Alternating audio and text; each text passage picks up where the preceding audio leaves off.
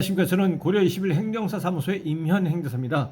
오늘은 무의탁수당이라고 하는 보훈급여금을 지급을 하고 나서 이미 지급된 그 보훈급여금에 대해서 환수 처분을 한 경우에 있어서 그 환수 처분이 위법 부당하다는 행정심판 청구 사건이 언론 보도됐기 때문에 그 언론 보도된 사례를 중심으로 해서 쟁점 중심으로 살펴보도록 하겠습니다. 오늘 영상의 내용이 도움이 되었다면 구독, 좋아요 부탁드리겠습니다. 그리고 이 영상의 끝부분에는 관련된 영상이 연결되어 있으므로 필요시에는 참고하여 주시기 바랍니다. 네, 먼저 제목을 보시면 혼외자 뒤늦게 인지한 무의탁 유공자 보훈급여 환수는 부당이라고 되어 있고요. 지난 9월 4일자 보도입니다. 그 내용을 계속 보시겠습니다. 국가유공자의 가족관계가 뒤늦게 바뀌었다는 이유로 중대 과실이 없는데도 이미 지급된 보훈급여금을 환수하는 처분은 부당하다는 행정심판 결정이 나왔다.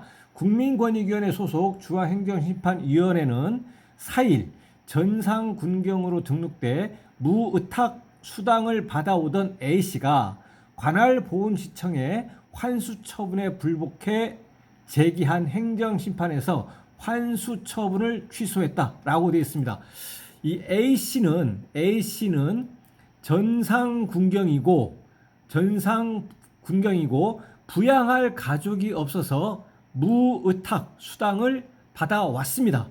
적법하게 받아오던 중에 그 지급된 무의탁 수당, 이미 지급된 보훈급여금 무의탁 수당을 이제 환수하기 때문에 반환해라 라는 환수 처분을 했고, 그러한 환수 처분에 대해서 불복해가지고 이제 행정심판을 청구했더니 그 행정심판 청구 사건에서 이와 같은 환수 처분은 취소한다 라고 해서 이제 반환하지 않아도 되는 그런 결과가 되었습니다. 그래서 이와 같은 행정심판 청구 사건의 환수 처분에 대해서는 취소한다라는 인용 재결을 받게 된 것입니다.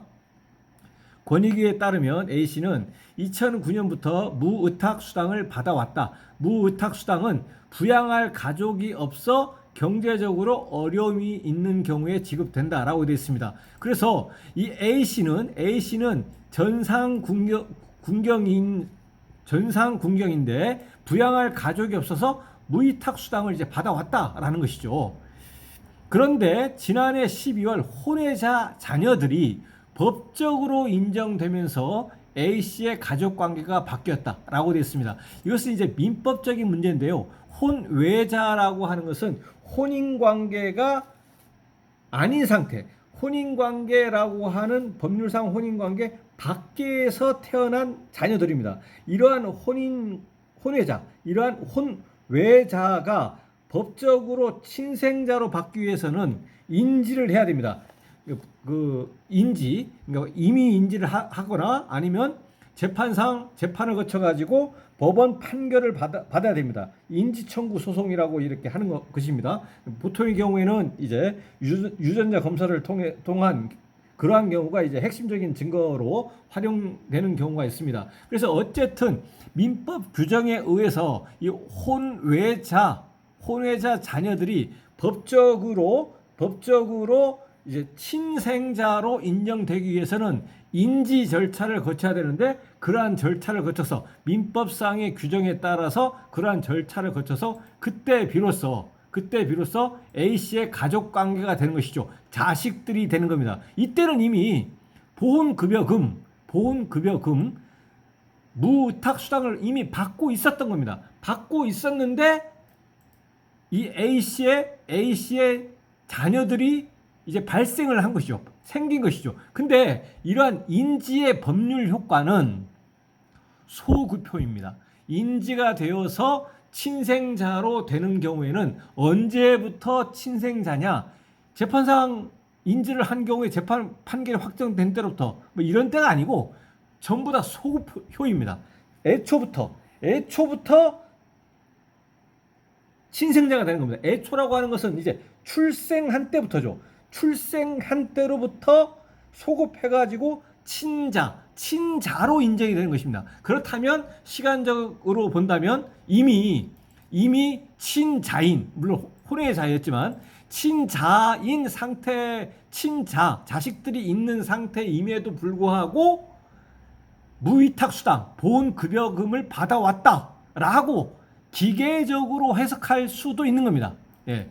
그래서 관할보훈지청은 이러한 것을 이유로 지금까지 지급된 수당 가운데 5년치인 1,062만 원을 환수하는 처분을 한 겁니다. 5년치 이미 지급된 수당인데 그거를 반환해라. 5년치에 대해서 1,062만 원에 대해서 환수 처분을 한 겁니다. 왜냐하면 소급표가 있었기 때문에 이 친자들, 혼외자들이 인지라고 하는 민법 규정을 거쳐가지고 친자식이 됐는데 그것은 출생시로부터 소급하는 것이기 때문에 이미 지급될 당시 보험급여금을 지급할 당시에는 이미 자식들이 있었다. A씨를 부양할 자식들이 있었던 것으로 해석될 수가 있기 때문에 이에 대해서는 반납해라, 환수하겠다라고 한 것입니다. 그러면 왜 5년치냐? 이것은 이제 법률의 규정에 의해서 시효가 5년입니다. 5년. 그래서 5년이 지난 것들은 이제 아무리 어떠한 다른 사유가 있다고 하더라도 환수를 못 하는 거죠. 시효 자체가 법률의 규정에 의해서 5년치이기 때문에 그래서 5년치에 대해서 환수하라 이렇게 한 겁니다. 그러면 이제 A씨 입장에서는 억울할 수가 있겠죠. 자기는 이러한 것을 받을 때까지만 해도 이 혼외자들이 자기의 법률상 민법적으로 자기의 친자가 되어 있는 상태도 아니었는데 이제 와가지고 그걸 달라고 하면 억울할 수가 있는 겁니다. 그래서 행정심판을 청구했다라는 것입니다. 그렇지만 행정심판을 청구했더니 행정심판위원회에서는 뭐라고 했느냐? A씨가 자녀들을 인지한 뒤 즉시 인지했다는 얘기는 이미 인지이든 재판상 인지이든 인지를 해서 이 자녀들에 대해서 소급해가지고 나의 친자이다 이렇게 되었다라는 것이죠. 그래서 인지를 한 즉시 관할보훈지청에 신고를 했다. 신고해가지고 부정으로 그 보훈급여금을 받을 고의가 없었다는 점, 이러한 점이 있었다라는 거죠. 예, 그 다음은 이제 77세 고령에다가 지병을 앓고 있어서 환수가 이루어지면 생계가 위협받는다. 생계에도 막대한 지장이 있다. 예, 생계에도 막대한 지장이 있다라는 것입니다. 그리고 신청 당시에 무위탁 수당을 신청할 당시에 가족관계 증명서상 자녀가 없었다. 그때는 없었죠. 왜냐하면 인지라고 하는 민법상의 규정 절차를 거쳐서 그것이 인지가 돼서 그때야 비로소 과거로 소급해가지고 자기 친자가 됐기 때문에 이 보험급여금 신청할 당시에는 가족관계 증명서상에 자녀가 없었죠. 자기를 부양할 자녀가 없었다라는 겁니다.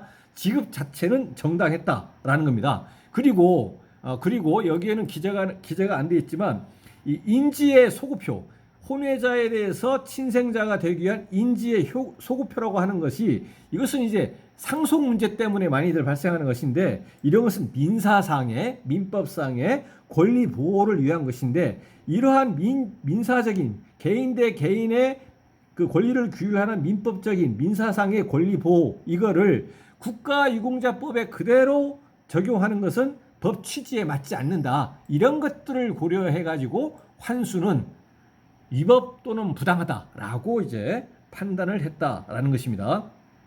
그래서 결론적으로 이 보훈청에서는 이 5년치에 대해서 그 보훈급여금 환수 처분을 했는데 이것은 이제 기계적으로 민법 규정을 그대로 기계적으로 해석해가지고 혼외자였다. 그런데 인지를 했다. 그러면 소급표가 발생했다. 그러면 과거에 자녀가 있었는데 왜 그걸 신청해서 무위탁 수당을 받았느냐? 이렇게 해석을 해버린 거죠. 이렇게 해석을 해가지고 왜 기계적으로 해석을 했느냐? 예, 기계적으로 해석을 해가지고 이제 나중에 보훈급여금 이미 다 지급한 거에 대해서 5년치에 대해서 다시 반환하라 하는 것은 위법 부당하다. 이렇게 그 판단을 한 것입니다. 조소영 중앙행정심판위원장은 이번 재결은 법의 취지 및 실질적인 부양가족 여부 등 개별 사정에 따라 공익과 사익을 합리적으로 비교 형량해야 한다는 기준을 제시한 중요한 사례라고 설명했다. 라고 이제 기재가 되어 있습니다. 이것은 뭐냐면 이 공익은 뭐겠습니까? 공익은 환수 처분을 통해서 얻는 공적인 이익, 이것이 공익이고, 그러므로 인해서 A씨가 침해를 받게 되는 생활 안정이라고 하는 침해, 불이익이 있을 겁니다. 이와 같은 공적인 이익과 사적인 이익이 충돌하는데 과연 어느 게 크냐? 비교해서 어느 게 크냐? 그래서 사익이 더 크다. 그러니까 사적 불이익이 더 침해를 받는다. 그래서 이 공익보다는 사익이 크기 때문에 이 관할청에서의 그 환수 처분은 위법 부당하다라고 판단을 한 것입니다. 네, 오늘은 이 혼외자 관련한 쟁점, 그 다음에 무위탁 수당을 지급하고 나서 그에 따른 환수 처분에 대한 행정심판 청구한 결과 위법 부당하다라는 결론, 이제 결정이 있었다라는 언론 보도 사례를 중심으로 살펴봤습니다.